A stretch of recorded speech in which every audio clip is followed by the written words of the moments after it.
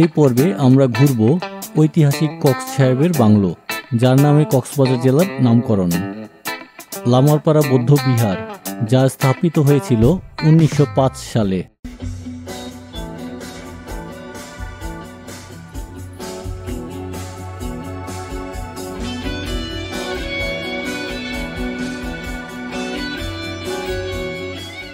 Weekly ট্রাভেলে স্বাগতম। আমরা রাংকুট বৌদ্ধবিহার ঘুরে লোকাল অটোতে জনপ্রতি 10 টাকা দিয়ে আসলাম কক্স সাহেবের বাংলো। এই সেই কক্স সাহেব, যার নামে কক্সবাজার জেলার নামকরণ করা হয়েছে। আপনি রামু থেকে সরাসরি আসতে পারেন, দূরত্ব 2.25 কিলোমিটার, আর ভাড়া 10 টাকা। যেহেতু নামকরণের কথা উঠেছে, আমরা বাসার চারপাশ ঘুরতে ঘুরতে কক্সবাজারের নামের ইতিহাস জেনে নিই। কক্সবাজারের প্রাচীন নাম ছিল বাকলি। সপ্তদশ শতকের মাঝামাঝি সময়ের নাম ছিল পেঙ্গোয়া। রাখাইন ভাষায় পেঙ্গোয়া অর্থ হলুদ ফুল। তবে এর নামটি পালঙ্কি নামে বেশি পরিচিত হয় যখন মুঘল সম্রাট শাহজাহানের দ্বিতীয় ছেলে শাহ সুজা শাহজাহানের আদেশে 1641 সালে বাংলা ও বিহারের সুবেদার হন। সুবেদার মানে ওয়ান কাইন্ড অফ গভর্নর। 1657 সালে শাহজাহানের অসুস্থতার পর নিজেকে সম্রাট ঘোষণা করেন এবং 1659 সালে তার আপন ছোট ভাই আওরঙ্গজেবের কাছে পরাজিত হয়ে 1960 সালের 12ই এপ্রিল আবার ঢাকায় ফিরে আসেন। 6ই মে তিনি নৌপথে ঢাকা ছেড়ে আরাকানের উদ্দেশ্যে রওনা দেন। মীর জুমলা 9ই মে ঢাকা আসেন এবং আওরঙ্গজেব তাকে বাংলার সুবেদার করেন। সুজা চট্টগ্রাম আসেন এবং কিছু সময় এখানে থাকেন। এরপর সড়ক পথ ধরে রওনা করেন। এ সময় তার সাথে ছিল হাজার হাজার পালকি। তিনি বর্তমান চকরিয়া উপজেলার ডুলা হাজারা ঈদগাহে এসে নামাজ আদায় করেছিলেন। পালকির অন্য নাম ডুলা, সেই থেকে ওই জায়গা ডুলা হাজারা নামে পরিচিত। সুজা হাজার হাজার পালকি নিয়ে কক্সবাজার হয়ে 1660 সালের 26শে আগস্ট আরাকান পৌঁছান। এত পালকির কারণে পেঙ্গুয়া তখন পালঙ্কি নামে পরিচিতি পেয়ে যায়। এর অনেক পরে আরাকানের শেষ রাজা মহাথাম্মাদার সময়ে 1784 সাল থেকে বার্মিজ রাজা বোদাওপায়া একটু একটু করে আরাকান দখল করতে শুরু করে এবং ফাইনালি 1785 সালের 1 জানুয়ারি ম্রাউকু শহর দখল করে এবং এভাবে আরাকান রাখাইনের প্রায় 5 শতাব্দীর স্বাধীনতা শেষ হয়ে যায়। বার্মিজ ও আরাকান রাখাইনদের মধ্যে সংঘাত লেগে থাকত। বার্মার গৃহযুদ্ধের ফলে আরাকানি শরণার্থীরা কক্সবাজার এবং বাংলাদেশের বান্দরবন পার্বত্য জেলা এবং পটুয়াখালী ও বরগুনা অঞ্চলে বসতি স্থাপন করে, যাদেরকে এলাকার আগের স্থায়ী রাখাইন বাসিন্দারা মোটেও দেখতে পারত না। আরাকানি জলদস্যুদের দল কর্তৃক উপকূলে আগুন লাগানো এবং লুটপাট চালানোর ফলে এই সংঘাত আরও বেড়ে যেতে থাকে। 1790-এর দশকে ব্রিটিশ ক্যাপ্টেন হিরাম কক্সকে পালঙ্কির সুপারিনটেন্ডেন্ট হিসেবে নিযুক্ত করা হয়। এটি সম্ভাব্য বিপজ্জনক সংঘাতের একটি এলাকা ছিল। ক্যাপ্টেন হিরাম কক্স এই রাখাইনদের জন্য উন্মুক্ত আশ্রয় প্রদান করেন। তিনি স্থানীয় হিন্দু ও মুসলিম, বাঙালি এবং বৌদ্ধ রাখাইনদের তাদের আদি ধর্ম পালনের ক্ষেত্রে খুবই উদার ছিলেন। বার্মিজ রাজার বিরুদ্ধে কার্যকর যুদ্ধ শুরু করার জন্য তিনি তার সেনাবাহিনীতে স্থানীয় রাখাইন এবং এই অঞ্চলের বাঙালিদের নিয়োগ করেন এবং প্রচুর শ্রদ্ধা ও প্রশংসা অর্জন করেন। বলা হয় যে 1799 সালে Hiram Cox Asiatic Society of বেঙ্গলের অফিসিয়াল জার্নাল এশিয়াটিক রিসার্চের 7ম খণ্ডে a narrative of the Burmese war in the years 1783 and 1784 শীর্ষক একটি প্রবন্ধ লিখেছিলেন। শুধু তাই নয়, আরও বলা হয় যে হিরাম কক্স দাবা খেলার প্রকৃত কক্স ফোর্বস থিওরির প্রাথমিক প্রবক্তাদের একজন ছিলেন, যদিও তার নাম এখন ডানক্যান ফোর্বসের দ্বারা ম্লান হয়ে গেছে, যিনি পরে এটি জনপ্রিয় করেছিলেন। 7ম শতাব্দীর দিকে ভারতে দাবার উৎপত্তি হয়েছিল 4 খেলোয়াড়ের খেলা হিসেবে, যার নাম চতুরঙ্গ, যা অবশেষে 2 খেলোয়াড়ের খেলা হয়েছে, যা আমরা আজ জানি। হিরাম কক্স দাবার ভারতীয় উৎপত্তি সম্পর্কে লিখেছেন, 4 খেলোয়াড়ের খেলা সংস্করণের উল্লেখ করেছেন।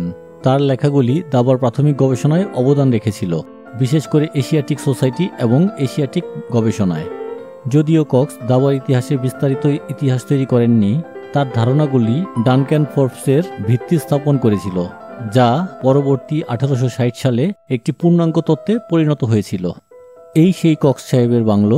সামনের বড় বারান্দা এখানে কিছু ইতিহাস লেখা আছে, যা খুবই সামান্য।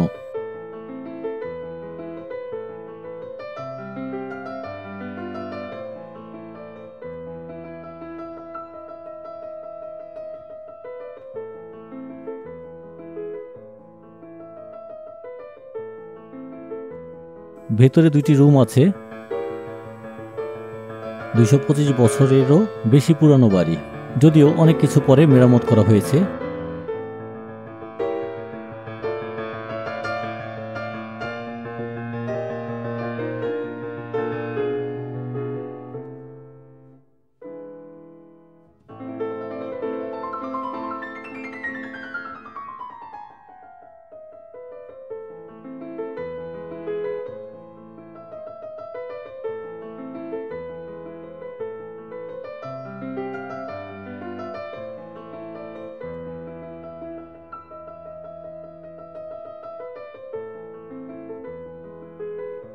বেশ বড় অ্যাটাচড বাথরুম।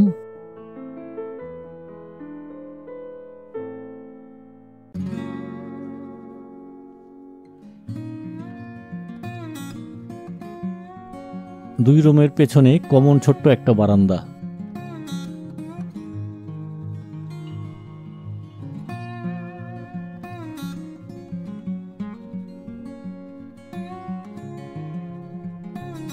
এইটা আরেকটা রুম। 1799 সালে ক্যাপ্টেন হিরাম কক্স আরাকান আর বাংলার রাখাইনদের নিয়ে কাজ শেষ করার আগেই মাত্র 39 বছর বয়সে রামুর এই বাড়িতে তীব্র জ্বরে আক্রান্ত হয়ে মারা যান। পুনর্বাসন কাজে তার ভূমিকা স্মরণে একটি বাজার প্রতিষ্ঠিত হয়েছিল এবং তার নামের নামকরণ করা হয় কক্স সাহেবের বাজার, যা পরে পুরো জেলার নাম তার নাম অনুসারে রাখা হয় কক্সেস বাজার বা বাংলায় কক্সবাজার। বেশ বড় অ্যাটাচড বাথরুম রয়েছে।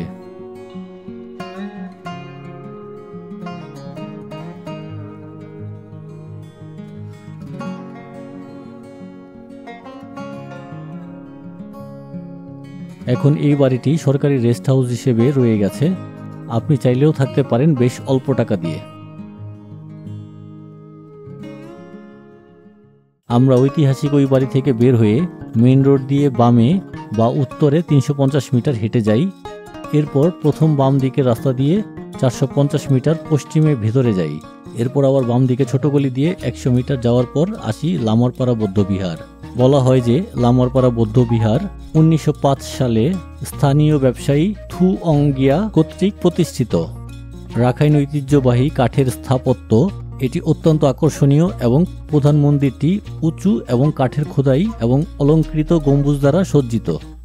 এই বৌদ্ধ মঠ একটি চিত্তাকর্ষক বৌদ্ধ নিদর্শন, একটি বৌদ্ধ শিক্ষামূলক সাংস্কৃতিক কেন্দ্র এবং সাংস্কৃতিক ঐতিহ্যের প্রতীক।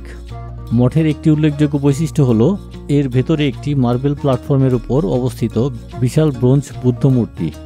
এটি বাংলাদেশের দ্বিতীয় বৃহত্তম বুদ্ধ মূর্তি হিসেবে স্বীকৃত।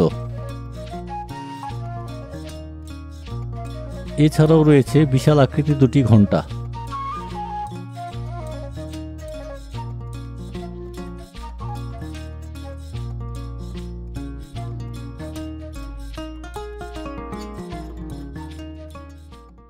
এখান থেকে মেইন রোডে এসে আবার উত্তরে অর্থাৎ রামুর দিকে 700 মিটার হেঁটে যাই। আপনি লোকাল অটোতে আসতে পারেন 10 টাকা দিয়ে। বামে একটা বৌদ্ধ মন্দিরের গেট দেখতে পাবেন। বামের রাস্তায় গেট দিয়ে হেঁটে যাব।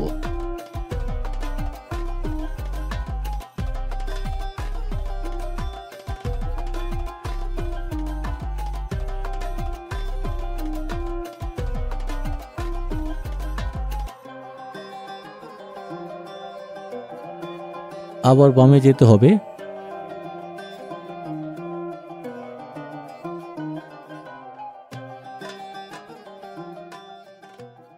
একটা বৌদ্ধ মন্দির আছে, বোধিরত্ন বৌদ্ধ মন্দির। এটি স্থাপিত 1999 সালে।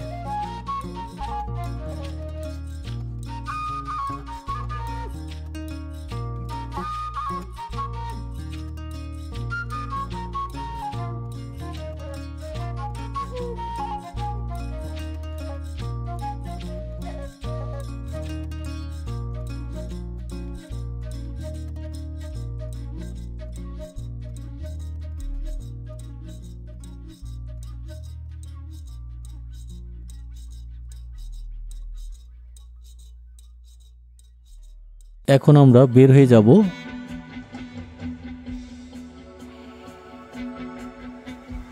আজ এই পর্যন্ত। ভালো লাগলে সাবস্ক্রাইব করবেন। নেক্সট পর্বে আমরা এখান থেকে যাব কক্সবাজারের অন্য কোনো ট্যুরিস্ট স্পট। সে পর্যন্ত ভালো থাকবেন।